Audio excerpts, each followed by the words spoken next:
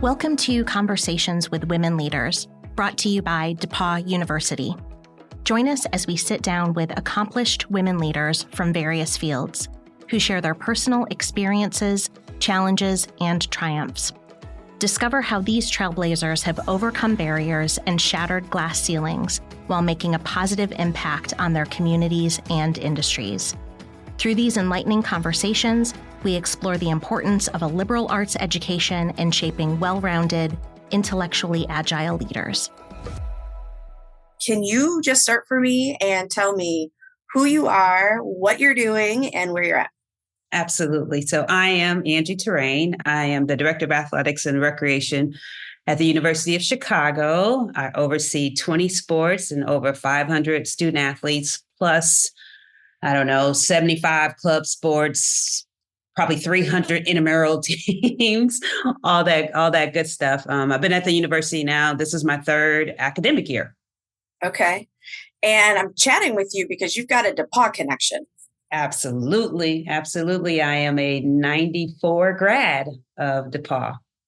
Where did you grow up and how did you get here? Yeah, so I grew up in Elkhart, Indiana, which no one ever knows what that is. So I just say South Bend or Notre Dame. It's 20 miles from South Bend. And through high school, I played basketball and I ran track. And at the end of my senior year, I just figured, as most kids, I'm just going to go to IU Bloomington and try to walk on. Yeah, right. But at the end, at a tournament, I heard about DePauw through a former athlete. She had just finished her freshman year at DePauw, but she played at Penn High School. So we were rivalries, always played each other. And she asked me what I was doing. I was like, I think I'm just going to try to go to Bloomington and walk on. And she's like, have you ever heard of DePauw? And I was like, no. She's like, I'm going to give coach your number.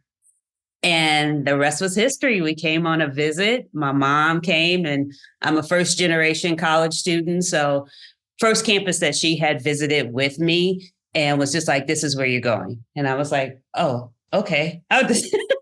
But more than anything, it was a blessing because I did want to continue to play sports on the college level, but wasn't a highly recruited, of course, D1 or D2 athlete. And so it definitely was a blessing for me to come to DePauw. So not only from a little bit of the sports, but mainly for the academics. It changed my life. Oh, I talked to a lot of alumni who have a very similar story to yours, right? They're looking for that it factor in their experience in college. And they think the it factor might be at the large public institution. And suddenly someone makes a reference and says, hey, why don't you check this out? And so that the neighborly kind of communication between folks, we tend to see a lot of students come for that kind of way. I mean, our alumni are some of our greatest recruiters who say, I went here, my friend went here, my sibling went here. Like, you should kind of look at that. Yeah. So was that Coach Huffman that you would have played for basketball? No, Coach Huffman came my second year. And by that time, I was like, okay, I got to balance academics a little bit more than basketball at that time. And so I did not play for Coach Huffman, unfortunately, but I did meet her. So okay, well, that's great. Yes. What about track and field? Who was your coach at that time? Oh my gosh. Now you're making me old because I don't even remember. I can see his face, but I don't remember what his name was. Well, Coach Rahal would have been around at that time. Yes. Probably. But I was an assistant coach that pretty much worked with the sprinters. And so that's who I was with most of the time. But yeah. It's, you know what? Everyone's welcome. When you come back, like, they're probably not here, but we're still welcome you when you come back and visit and all that kind of stuff. Definitely. So you finished at DePauw, and then what did you do? Yeah. So again, the great opportunities that happen at DePauw. I'm in my last year at DePauw trying to figure out what I want to do. I'm a sociology major, and just happened to be walking through the Union building at the time, and someone from the law school in IU Bloomington stopped me and my roommate and said, hey, what are you doing after graduation? And we were like, we don't know. We're trying to figure it out. And he was like, why don't you, check out IU Bloomington for law school? And so of course, that's what I did, and knew that I wanted to do something in the realm where I could help others, but wasn't quite sure. So I ended up going, again, being blessed to get into IU Bloomington's law school. Spent 2 years there in Bloomington. Mm-hmm. And then my last year, I was a visiting student at IUPUI at their law school. So 2 different ways of teaching the law. I think IU Bloomington was more philosophical, which was closer to kind of being at DePauw, and focused on, writing and things of that nature. And IUPUI was more of a, here's the law, here's how you apply it, which was good if you're, wanting to take the bar exam or whatnot. And so left DePauw, went to IU Bloomington for law school, and then fell into college athletics. Yeah. How did you fall? Because that's how you and I originally met. I mean, college athletics is small, like any number of careers. And I can't remember exactly where I was at, but I can remember I was in a ballroom. Yeah. I can remember that there was an auction going on. So there were all these tables and all these things going on. And a longtime friend and mentor to me, Alfreda Goff, grabs you like she does, yep. Right? Yep. In this very motherly, grandmotherly kind of way. And she's like, you have to meet this person. And you don't say no to Frida. Oh, no. So I was like, yeah, absolutely. Let's go kind of thing. And she brought me to meet you. And I think I was relatively new to my role here. So I wasn't meeting, I didn't know as many alumni necessarily who were working in sports type of thing, but we met in a ballroom. Yeah, I think it was Women's Leader. I think we were at a Women's Leaders Conference or something like that. All of us looking to spend money on something, maybe a trip or something. Yeah. I do remember. I don't remember which city we were in. I think we were in Louisville. In Louisville? I think so. Now I'm going to have to go back and see, but I think it was Louisville because I kind of remember the hotel now as it's coming into my brain kind of thing. Yeah, and it feels like we were somewhere close, like we weren't too far. Right. No, we weren't too far. Yeah. But that was years into your career. Yes. By that moment in time when you and I are connecting. And at the time we connected, I mean, I think you were at the Horizon League at that point. Yeah. Right? I think I was. Yeah. I was. Yeah. There or IUPUI. I can't remember. So it could have. Same location for the most part. Right. Yeah.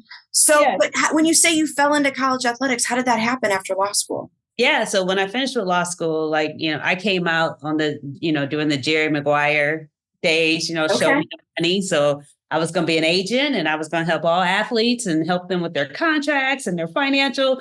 Well, when life happens and you decide to get married and you end up in Indianapolis, there wasn't a lot of sports entertainment law firms in Indy. So I kind of had to pivot. And so it just so happens that it was a job open at the Horizon League now, which was the MCC back then. But my first job in athletics was actually the assistant to the commissioner. So I actually ran his schedule. I did all of our event planning for the conference meetings. But when I came in, he was like, you're education wise, you're overqualified for this position, but as far as managing a high level, individual, a leader of a company, you haven't had much experience in that. But if you want to be in college athletics, if you take the time to get to know everyone in this department and what they're doing, who knows? You may be running a department, whatever. At that time, I didn't care. I just wanted a job. I just wanted to be in athletics. I was just so excited. And he was right. But I took his advice. And so when I first started, compliance was close to being the things that I've learned in law school, right? The things I learned at DePauw about, writing and research and things like that. Those things seem to connect with the experience that I had from an education standpoint. So what I would do, Stevie, is I would do his work. And then on my own, I would go sit with the compliance folks and say, hey, whatever questions you guys are doing, give them to me. And I'll, at some point come in and ask you, did I do it right? Okay. That's how, and they were willing to do that. And so, well, sure. Like they're thinking like this person over here is doing all my interpretation. I don't have to do anything at this point. And so it was so awesome. And sure enough, there was some movement within a year and I was doing compliance. And then our mentor, Alfreda, comes in and I go, hey, I want to learn about championships. And she said, come on, I'll take you on some championships. And so before I knew it, I was doing compliance and then had one or two championships that I could do on my own. So that's really how I got started in athletics, and I never turned back after that. Well, that's in many ways a great lesson, I think, for folks of you take a position that you're overqualified for. Not that I think that that's what everybody needs to do, but you take a position because of the work that you're going to do and the exposure and the connections you're going to get. And you don't really necessarily worry about what the job title is. I think sometimes we scan too much and we're looking for titles, and we're very caught up on that in terms of, sort of this level of prestige based upon what my title is. And we don't actually look at the work that we're doing. And so you did that and you put yourself in the right place at the right time to be able to transition and do that. Yeah. Now, over the years, I've known you Horizon League, I've known you IUPUI. You were down in Texas for a while at Incarnate Word. Yes. You were at Notre Dame for a while. Yeah. Now you're at Chicago. Yeah. Like, is there one of those places? Like, just tell me, is there one of those places that was like way better than the others? Oh gosh. I think where I am now is probably the best spot, more so for me, like for me and what's important to me and what I value right now, where I am right now. I think every other place that I've been has had its purpose, right? Whether from a conference standpoint, having children, like that was perfect. I didn't have to travel. I had my nights and weekends. As my kids got older, institution was better for me. Now I could kind of be free and do a little bit more. The NCAA was a little too corporate for me. I did 2 stints at the NCAA and it was too corporate for me. It was too far away from athletes. And that's what I wanted to be close to.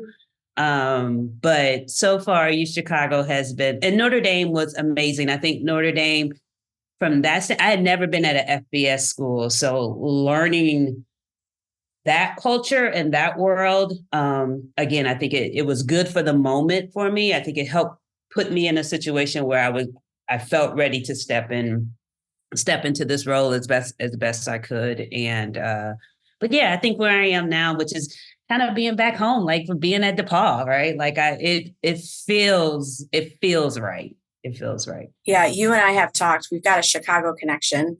Yes. And I don't think it wasn't until quite later that we realized we probably actually lived within about a mile of each other, but we didn't actually know we lived within a mile of each other.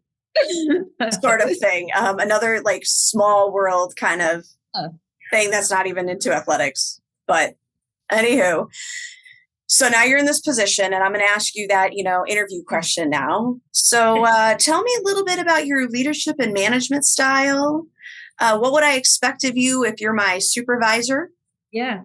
Oh, absolutely. So my leadership style is really my job. I feel like my job is to give my leaders, my staff, the power and the resources to do what they need to do.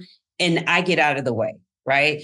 I also will, from time to time, I might poke a little bit and ask a few questions just to make sure they're not getting comfortable or just to challenge them a little bit. But I'm pretty much going to let you do what you need to do. I also try to set a culture of it's okay to make mistakes, because I feel when people are afraid to make mistakes, then we become stifled and we don't challenge ourselves and we don't do anything, different. And so I try to remind them like, hey, if you're not making a mistake or if you're not ticking somebody off at least once or twice, then we're not doing our job, right? So I try to do that. And like I said, I try to stay out of the way, but I want to make sure that I give, the resources. I don't just say, hey, go do that and then just leave you be. But then I also I do have an open door policy. But as you and I know, Stevie, that can bite us in the butt sometimes. So, I think as I've matured in my leadership, I realized that I have to be especially in this role, I have to be very careful with that sometime, or else I will never get anything done. Okay. So the literal open door. Yeah. I mean, I would say my style is very similar. I would describe it to folks like I'll say to coaches on interviews, I'm not going to get in your X's and O's. Yeah. Right? I'm going to come and I'm going to ask you questions because I'm interested in your work and I want to understand what we're doing and I want to understand about the experience of the kids and all that other stuff. But I'm not going to get to the place where I'm telling you how to practice or, I might tell you who to play because we might be having some conversations about, being able to get a pool C bid, for instance, or just from a geography standpoint sort of thing. And I also want our kids to be successful. And sometimes we select opponents that are just too far out of reach for where we are in that program right now. And I think it'll actually hurt them more than help them kind of thing. But I like being accessible to my folks, whether it's text messaging or emails, doors, whatever kind of thing it is. It sometimes burns me a little bit when they'll be like, you're so busy. I didn't want to bother you. Oh, yeah. I hate that. Yeah. Before I used to be like, oh, okay. But now I'm like, don't say that. I don't want to hear that. If you need me, you have access to me. But to your point with the schedule, how did you get coaches to trust you and be comfortable with you having that conversation with scheduling? I think some of it goes to what you were talking about a little bit about your approach of how you're going to have conversations with folks. So I tend to talk to my coaches officially and unofficially a ton. Mm-hmm. And so we might spend, a preseason meeting, a midseason meeting, an end meeting, a budget meeting, an end of year meeting, right? Let's just say that those are the formal things. But we're always talking about schedules. It seems like when it comes to the student experience and how much they're on the road and where we're going kind of thing. And we're talking about it from a finance standpoint kind of thing. And then we're talking about just being aware of where your program is. And so I'm going to have the conversation in this tone. I'm not going to yell at anybody. I'm not going to say, no, we can't do that. Right. But I'm also going to say to the coach, tell me why you want to play them. Mm-hmm. Right. Tell me what you're going to get out of this. How is this going to work? And sometimes what that allows me to do is actually correct misinformation because they actually think it's going to be helpful. And I will say, well, here's the other side of this. It's not. Right. kind of thing. And we get caught up on that. I mean, you're in a league that travels a lot. Yeah. And we're in a league that's predominantly regional travel, except on extended breaks. But we'll have a lot of folks that will be like, I want to go to California to play. That's great. But we may not be successful going to California. And so, I want the kids to be in a warm location in March, for goodness sakes, because I never know what we're going to get in Indiana. But part of this whole thing is resiliency, but success too. Like we've got to have both of those things as we kind of go along. So it sounds like we're having the same conversations, especially around the whole California thing. I'm the same. Like yes, that's exciting and a great opportunity for the kids, but not if they go down there and just get whomped. Yes, and that's sometimes a hard conversation to have with folks, right? Like I want all my students to be successful. I want all my coaches to be successful, but sometimes it's too aspirational for where we are today. Right? Here are a couple things we can do in the next couple of years to get us to the point to that's what we're doing. But if we're taking a trip like that and we're taking it simply because, there's a cultural opportunity for us going there, then I'm going to look at that a little bit differently. But those are investments that we make, right? And so I want to make sure that we've got a good return on investment kind of thing. So tell me about a hard decision you had to make. And how did you figure out what you wanted to do? Yeah, I think probably one of the hardest decisions. I think we do hard things every day with, just in life, just in our job. And we may not think about it at the time, but we do hard things every day. But if I had to pick one, I think it was taking that job. And you mentioned that I was in San Antonio at Incarnate Word. And I'm a Midwest kid. True, through and through. And I'd never lived anywhere other than Indiana or Illinois. And Texas was so far away from my family. I was going to be uprooting my kids. The only people that we were going to know there was my boss that I was going to work for. And there was nothing wrong with the job that I was in. Like I loved the job where I was, but I was at that point where I was trying to think about, am I ready to be an athletic director? And so we go back and forth. I go out on the interview. San Antonio was really, really pretty. The school was nice. The school was the school was transitioning to Division I at the time. And so that was appealing to me. I had done that before. I helped schools transition from D2 to D1. But again, it was still Texas. I just never had the desire to live in Texas or to be that far away from my family. But my boss at the time, who's a truly, truly, really, really good family friend, he really went after me, right? Like he was like, okay, what do you need? What do you need in this position to help you get to the next place or where you want to be? And so we talked about that, and he created the job description for me. And so my husband was like, you're never, ever going to have that opportunity again where someone creates that role for you. So let's do it. And so we did. Did you all go down? We did. So for the first 3 months, I was there by myself so that my kids could finish the semester. So I was there by myself, which was really hard. And I went back to like old school grad school living. I just had like a mattress in the apartment and, because we left all the furniture at home. And it was horrible. I was so lonely. I was so lonely. So they came there. And so we were there about a year and a half. But what I would say about that situation, Stevie, like making the decision to go, I was proud of that. I stepped out of my comfort zone there and to go to a place where I really didn't know anybody or anything like that. There were no connections other than my boss. But I will say there was a lesson learned there, though, because I did not ask the right questions about the institution in itself, right? So I took a job based on the job description and who I was working with. And as far as him, I would do it in a heartbeat anytime, right? But it taught me a lesson about asking the right questions and making sure that where you're going, again, as I talked about with U Chicago, fits with your values, fits with what, they walk the talk, right? They're just not telling you stuff, but can, as much as you can, figure out if they're really trying to do and I didn't ask those questions. I had, in my mind, I was like, my boss knows that he's been there. We good, and that wasn't the case. So it definitely was a lesson learned. It was a hard decision to make, but then I learned a pretty tough lesson being there. So we were only there about a year and a half, and then we came back. The fit word is, I don't want to say a dirty word, but it's one of those words that can be too narrow sometimes, right? You're searching for somebody who fits.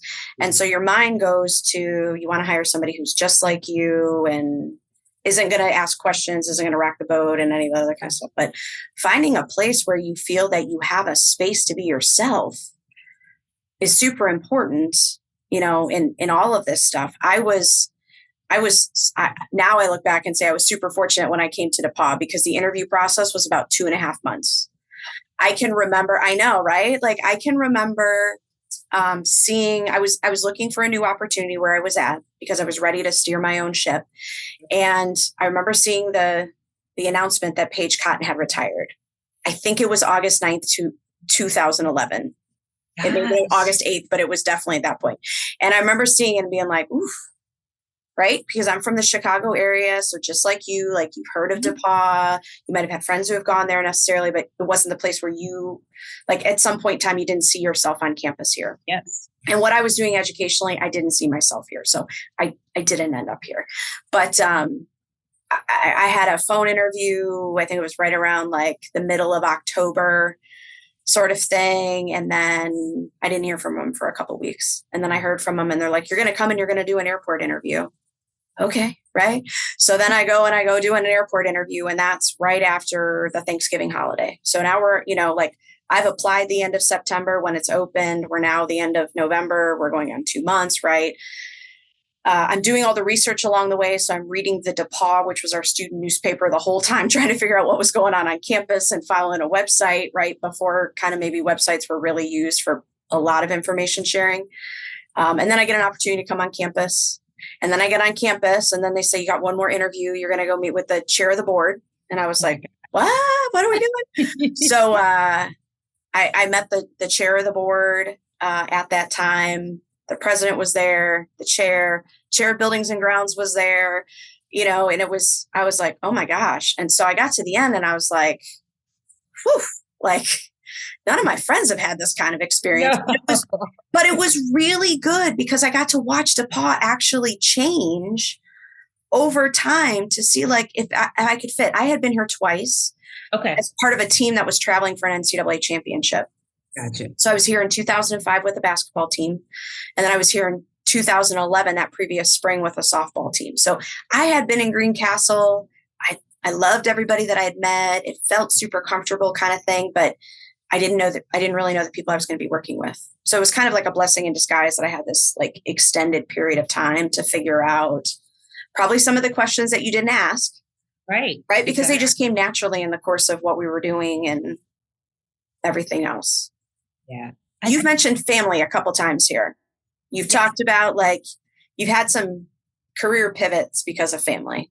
Yes. So and we are sisters in that kind of way too. So like, I know, right? Yes, we are. So 3 daughters, all student athletes, which I'm very proud of.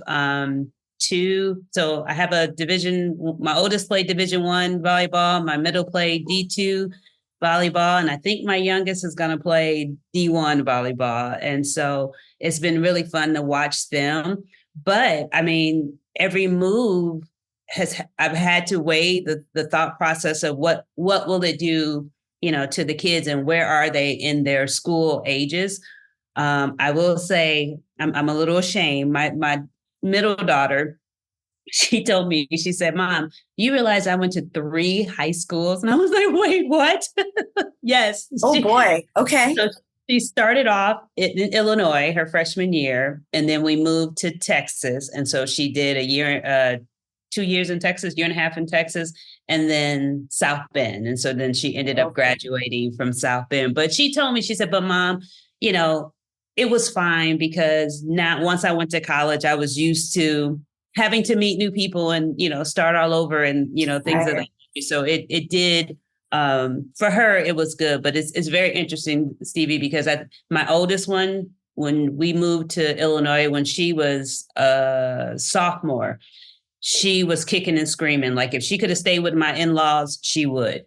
The middle one, whatever, I'm good. The baby, she struggled when we moved from South Bend to here, but now she is pretty settled. But I say all that to say, like every move that I had, that I did make, like it had to be a team situation. Like my husband had to be on board, the kids, I had to do my best to comfort them and let them know that they would be fine. But I definitely couldn't do it without my spouse, right? Like he has been a trooper in this whole thing because he's had to change so much. But luckily he believes in, me and what we're trying to do and the impact, and sees the impact, hopefully, that I've, been able to have, whether small or, big. So yeah, they are my squad. And all get a say so in whatever it is mom is doing. Yeah, we got that going on in our space. And I've learned some lessons over the years of kind of what I think they might want and then what they really want. And it's probably better we have some conversations in private and not in a restaurant. I did that one time for a very delicate conversation, and it was like, oh, my kids are crying at a table. Holy cripes. I gotta get us out of here. It was not super good. But you know what? Your kids had sports too. Yes. Like I think, my things would be is that because they had sports and they were talented, right? Talented enough to continue to play in college, regardless of level. They had some space where they could belong and find community too. Absolutely. Even if it wasn't in their high school, it might have been in a club system or something else, a community-based system where they could be around others who shared a passion. Yeah, no, absolutely. Before we would even get to the city or wherever we were going, I had reached out to either the high school or the club team. And so you're right. They had, by the time school started, they had those ready-made, kind of friendships or whatever, just through the little bit of time that they were able to spend with them. But, Stevie, on that, I'd love to ask you on that same note, like, how have you managed having a family in this business? I get asked all the time and I'm sure you do too, by young women, like, I want to be in athletics or even coaches, but I also want to have a family. How do I do it? How do I do both or whatever? And so I know what I normally say, but I'd love to hear what you say. Oh boy. I think it comes down to persistence. Yeah. Right. And being willing to be resilient, because some things are going to work and some things aren't going to work. I wasn't married yet, and it was 1999, and the U.S. World Cup women's soccer team was traveling through because they were doing some of their, pre-World Cup stuff. And I was really fortunate that a woman that I had done athletic training work at Ohio University and had been in my wedding was their athletic trainer.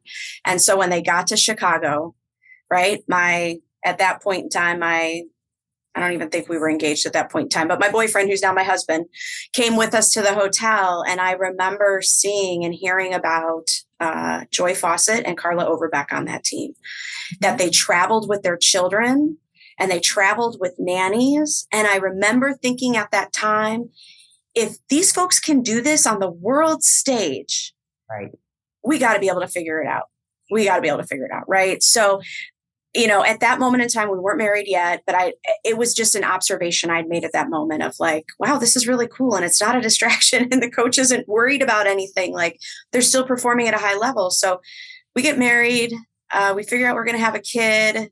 This is a public story, but figure out we're going to have a kid. My husband's coaching college football. He's a head football coach at that time. I'm a head athletic trainer for football, and our kids due the end of September. I'm not going to lie. I was panicked. Yeah. I was panicked at that moment in time. Like, I don't know how we're going to make this work. Like, right. What's going to happen? And we were really fortunate. We had a lot of family who were able to step in and we were able to help us. And so that is something that I realize is a privilege that I have in this space. Not everyone has close access to family, or that maybe family drive their job opportunities type of thing. I was, from probably the very start, like, I became the poster child for like work-life balance and all these meetings, because I'm walking around and I'm pregnant and, they're talking about balance. And I'm like, really? This is hard. This is really hard. Right. And then I'm pregnant and I'm carrying a kid and I got two parents with me, kind of thing. And I come home at the end of the night. My mom's like, we met somebody in the elevator who knew Shay. And it's like, oh, because of social media. They're used to see my kids on social media. So they're like, you're that. Kind of thing. And I had my fair share of guilt and tears over the years of, am I making the right decision? I think there were flash moments where I was like, man, I really want to do that. Is this holding me back? But I realized that there was always something I could be happy with and excel at, type of thing. And I worried a lot of times that I was setting a poor example for my children, being present or not present. Mm-hmm. And then I have kids. I have 3 kids too. So I have a junior in college, I have a high schooler, and I have an 8th grader. My junior in college somewhere decides around her junior year in high school, she wants to do sport management and athletic training. And I couldn't have been more floored, because I did not find this out until we went and did a college visit. And they said, what are your majors? Like, what do you think you want to major in? And she rattled that off. And I was like stunned. And there was some time where I was like, is that really what you want to do? Kind of thing. And now she's just loving it. I've got her engaged with some of our professional organizations that we work with, NACTA, MOA. She's been able to go to the national convention, and she's walking around with, all my friends, and now they're her friends. And, she had a room where, she realized like she had all these aunts and uncles in the business, kind of thing. Right. And so then that makes it better. And then my son, who's a senior, turns around and he says, I want to do sports media, sports journalism. I was like, oh my gosh, what did I do? I don't think the baby's going to end up there, but I don't know. We still got time. That's right. But I recognize I have privilege that I could bring family along to do some things. I didn't ask for a whole lot of permission along the way. Yep. Can I bring my family? Can I not bring my family to things? What I would do is make sure I knew the HR policy. Like, do I get my own room? Yeah. If I get my own room, you don't get to tell me who stays in my room. Yeah. And I will have my parents trail in a rental car or fly another, that kind of stuff, sort of thing. And so it's work. So we're in the same place. Like, we're on the tail end of that kind of thing. Yes. But I think it's possible. I don't want younger professionals in the business to feel pressured that they have to overperform as a professional instead of performing as a parent. So I respect that there are some women that want to return to coaching, admin, whatever in our business 2 weeks after they've had a kid. Mm-hmm. But I will tell you, like I tell my own staff, that is not the norm. I don't want you to emulate that. I want you to decide what's best for your family and what's best for you. And then let's go down that path. We don't need to do things simply because somebody else is doing it, right? And I think sometimes in the media, we sensationalize those kind of things where we say like, well, she just had a baby on Tuesday and she's back here coaching on Friday. You know what? I'm really glad that she made that decision, but right. I don't want that to be the modeled behavior for other folks who are coming up, because then they feel like failures when they don't do that. Yeah, no, absolutely. So I agree. I took all my time and some. So I did too.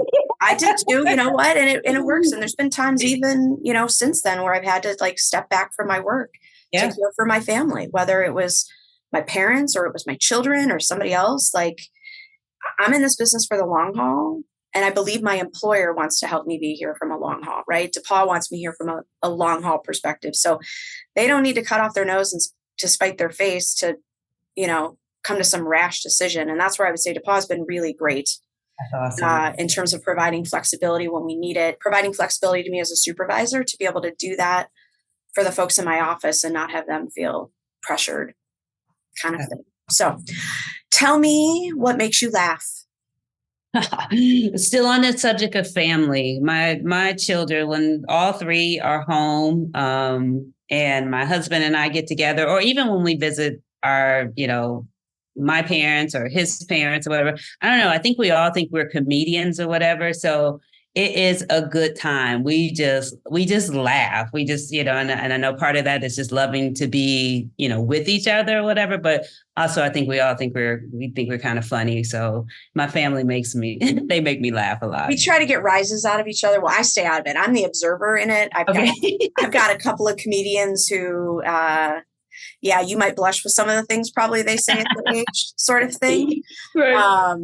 But it is like, I am so grateful that I have family around me every day. Right. And you spent 3 months by yourself when you were in Texas. I spent 4 months here by myself when I came to DePauw. And it was great from a standpoint of I could totally immerse myself. And I could relieve myself of the guilt of not being home because I'm, you know, lost in some report or something or other kind of thing. But it's hard.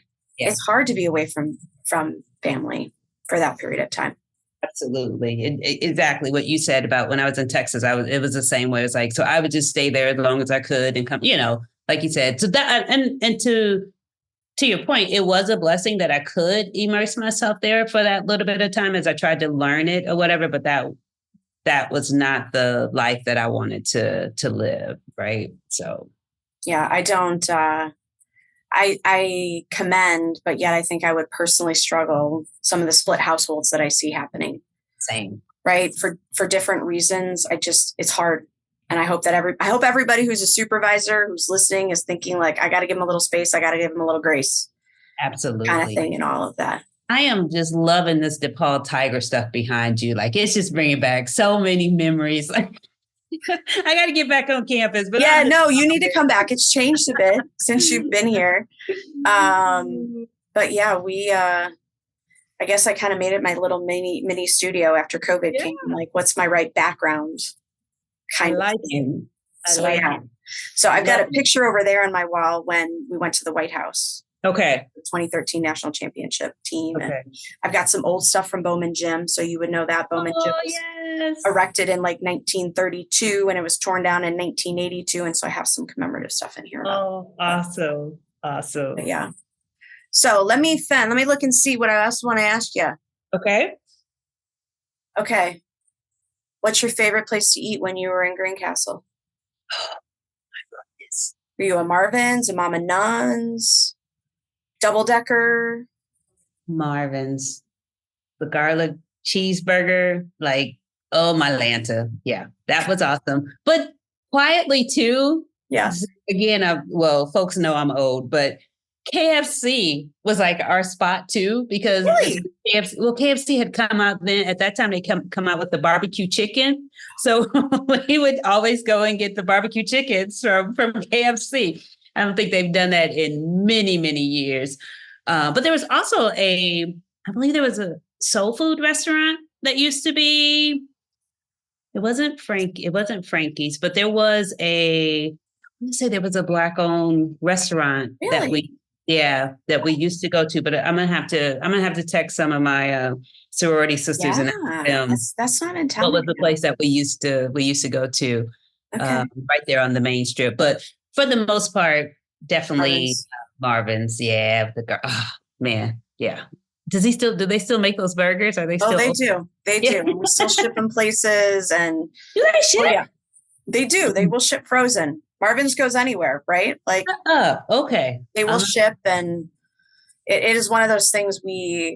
There's at least one alumni event every year where the planning group says, "Do you think you could get Marvin's to come?" And the conversation we have with them is, "Do you think Marvin's will taste good at 2 p.m. the same way it did at 1:00 in the morning?" I mean, if you think it is, then we're happy to help you out. But you're right. Not the time that we would order. I just want to be realistic with the product that you're going to get with the palate that you have now that you left campus. That's all. True. That is true. Oh my gosh. Do you have a favorite professor when you were here? Professor Davis in the sociology department. Don't know. May have retired now, but the sociology department was my home. I even worked there part-time, like answering phones for them, babysat for one of the professors. So they really took really, really good care of me when I was there. I also, because when I first started, of course, work study, worked at it's not called the Hub anymore, right? No. Well, okay. Describe to me what you were doing and I will tell you what it's called now. Okay. So it was just a little small restaurant inside the student center. And so I would help like serve food in there or whatever. So I worked there for a little bit and I was like, I can't do this. And then was lucky enough to get a job in the sociology department, helping the assistant. So. Well, you definitely need to come visit. So the Hub transformed probably, I want to say 2014 or 2015. It was eliminated. Oh. And between where the Union Building is and sort of the side with Olin and Phi Psi Fraternity, where the old Minshall Lab used to be, we actually built Hoover Hall, which is our new dining hall with meeting spaces. And between the Union Building, where the Hub would have been, and Hoover Hall, there is now Stewart Plaza. Okay. So there's a nice gathering space between the two buildings. So that's the second reason you need to come back so you can. Yes, absolutely. Kind of so where's the bookstore now? The bookstore is actually downtown on Washington Street. So we have a Starbucks in Greencastle, Indiana. Hey. Yes, we have a Starbucks in Greencastle, Indiana. That came in probably 2012, 2013, right as I got here. Okay. And so we partner with our bookstore. And so they are now uptown. Oh, nice. Yeah. So it works out. It works out well. It adds something else to the square and for people to visit. And that is awesome. And believe me, I tried to get my three to visit DePauw. No. Okay. It's okay. We're gonna host the Monon Bell in November of 2024. Right. You look at your schedule where you're at and you're free. Like we would love to come down and host and be awesome. See what we're doing and all that other kind of stuff. Or frankly, any other time that you would want to. That would be awesome. I just have to say they are so lucky to have you, Stevie. You are an amazing administrator that I look up to.